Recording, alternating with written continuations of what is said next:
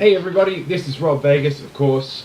I'm checking in from Melbourne, Australia, and we're back with another part of Movie Month where we're going to look at another DVD, of course, keep physical media alive. And this time we're continuing Movie Month with another war-themed movie. This time we're going to hit up Windtalkers, which is a 2002 film directed by the legendary John Woo, starring Nicolas Cage, Adam Beach, Peter Stormare, Noah Emmerich, Mark Ruffalo, and Christian Slater. What a star-studded cast. That is intense. Of course, Nicolas Cage is a headline dude in this, and he plays Joe Enders, who is an American Marine during World War II. Now, he gets sent into a mission where he has to assign care to the unique Windtalkers, as it were, hence the name of the movie.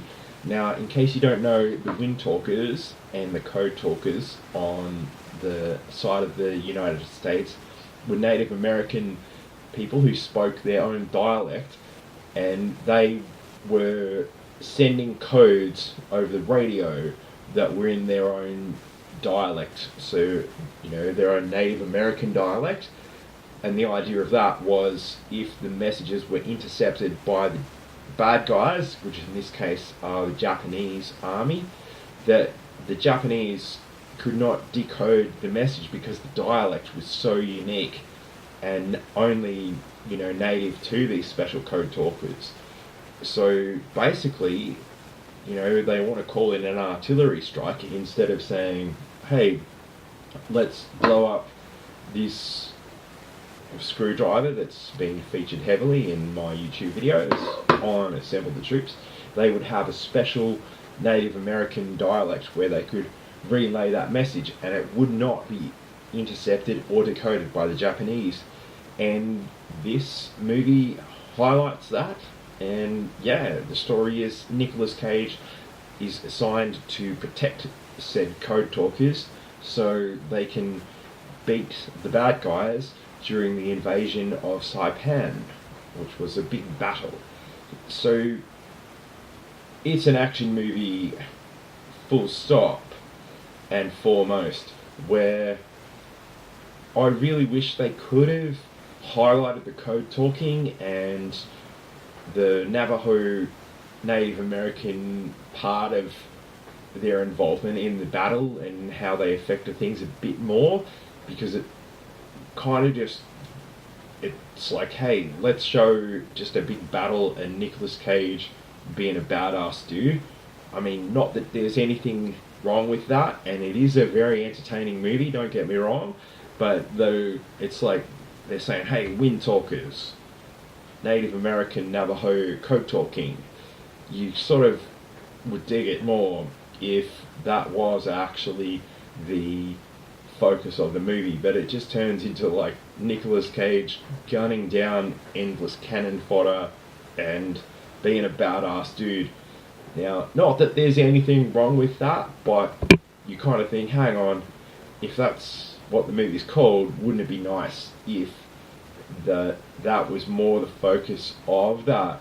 But yeah, you're in for a good time with this. There are a few, aside from what I've already mentioned, there are a few hiccups along the way, in like when a couple of the strikes are called in, like from the Navy, from the battleships that are around Saipan, like the US Navy, where they just show some stock footage, and it kind of takes you out of the movie, because it's like, hey, they've spent, what, $115 million, $2002 on this movie. Couldn't they have not used stock footage?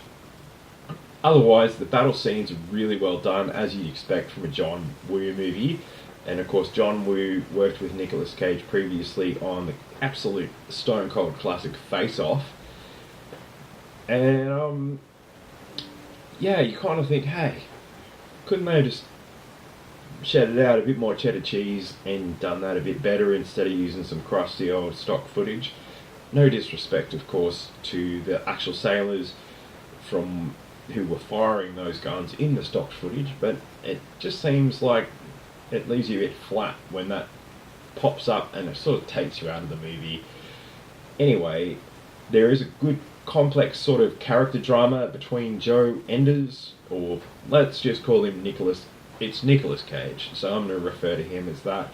There's some really good character development between Nicolas Cage and his code talker, Ben Yazzie, who is played by Adam Beach, and also some really good character development from Christian Slater's character and the code talker that he's assigned to protect, which really ramps up and, yeah, reaches a pretty emotional climax where it sort of leaves you just blown away. Am I blown away by this movie?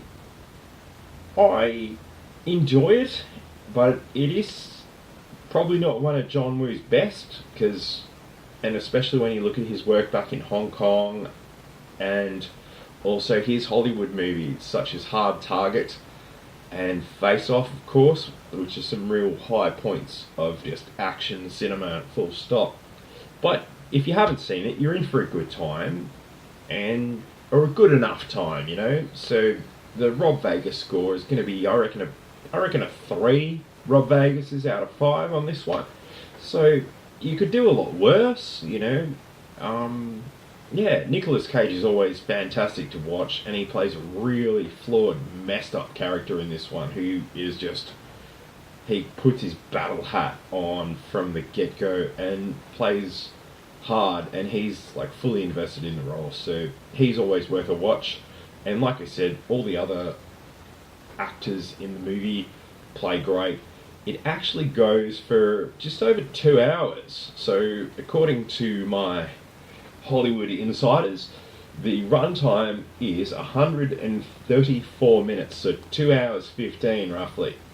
Apparently there's a director's cut out there which goes for another 20 minutes on top of that, so maybe that fleshes out the code talkers more, I don't know. That's a story for another day. But yeah, if it's on telly or you can track down the DVD, go physical media, you're in for a good time. It features an audio commentary and also a very, like a sort of documentary about the code talkers. And yeah, you could do a lot worse. This one, apparently, according to my Hollywood insiders, it was a box office bomb, where it cost, I think, as I said before, $115 million to make, and they rounded up $41 million at the US box office out of a total of $77.6 million worldwide. You know, I actually went to see it myself, like, yeah, back when I was going to the movies there. Yeah, you could do a lot worse. It's a good way to highlight the heroes of World War II and, of course, the Navajo code talkers.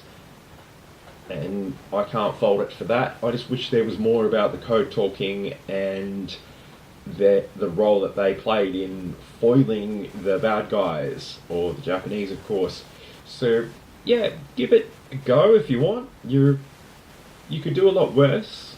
And yeah, if you've got it on DVD, hey, slam it in one night if you haven't watched it for a while, and yeah, give it a crack. And lots of action, of course, as I said, and it's always a pleasure seeing Nicolas Cage and Christian Slater and this wonderful cast that do show up in the movie. And of course, you know, John Woo as the director, you're in for a good time, as his movies are always a real pleasure, especially the old Hong Kong ones like The Killer and Hard Boiled, and he brings a bit of that hard-boiled action into Windtalkers, so see how you go. Anyway, you know the drill. Like and subscribe if you've seen Windtalkers or you're curious about it. Leave a comment below, of course. Like and subscribe and all that business, and stay tuned for more movie action, because I will see you soon. Thanks for watching, everyone. Bye for now.